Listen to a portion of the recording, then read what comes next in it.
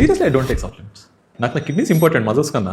Creatine is not derived from milk, whey protein is not derived from milk. Kidney కూడా వాటన్నిటితో plug అయ్యి kidney function మెల్లిగా down అవుతుంది. ఈ వీడియో నాకు చాలా మంది పంపారు. డీటెయిల్డ్గా సైంటిఫిక్గా మాట్లాడుకుందాం, కానీ ముందైతే ఫాలో కొట్టండి. ఈ స్పెసిఫిక్ వీడియోలో ఈ డాక్టర్ చెప్పిన 90% స్టేట్మెంట్స్ ఏవి కూడా సైంటిఫిక్ రీసెర్చ్ అయితే సపోర్ట్ చేయట్లేదు. ఆయన ఇందులో 4 పాయింట్స్ మాట్లాడారు. ఫస్ట్ వన్, నాకు మజిల్ కంట కిడ్నీసే ఇంపార్టెంట్ అన్నారు. సైంటిఫిక్గా చూసుకుంటే రెండు ఇంపార్టెంటే.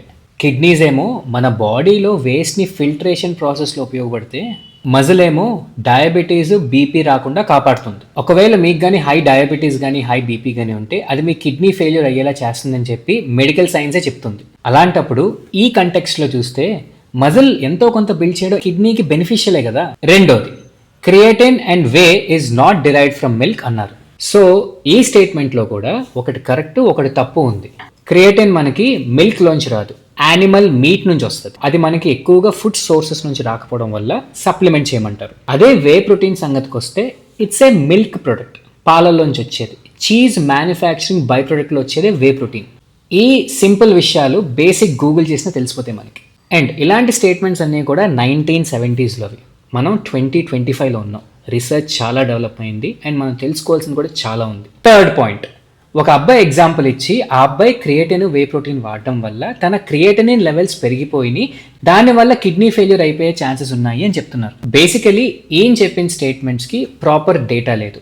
ఆ అబ్బాయి నిజంగానే స్టెరాయిడ్స్ తీసుకున్నాడా, లేకపోతే క్రియేటినే వాడాడా, వే ప్రోటీనే వాడాడా, ఎలాంటి ఎక్సర్సైజులు చేశాడు, హైడ్రేషన్ లెవెల్స్ ఎట్లా ఉన్నాయి, ఇవేవి కన్సిడర్ చేయకుండా జస్ట్ ఒక స్టేట్మెంట్ ఇచ్చారు అంతే.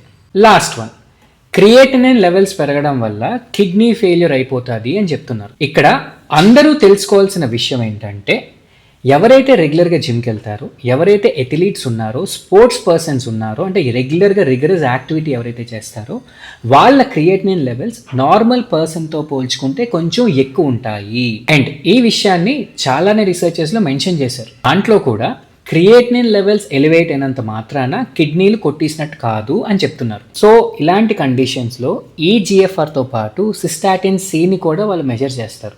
ఇవన్నిటిని కన్సిడర్ చేసి నిజంగా వాళ్ళ కిడ్నీ ఫెయిల్యూర్ అయిందో లేదో అప్పుడు డిసైడ్ చేస్తారు.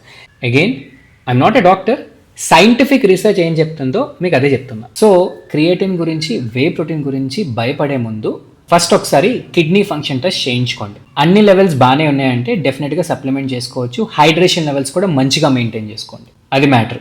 షేర్ చేయండి.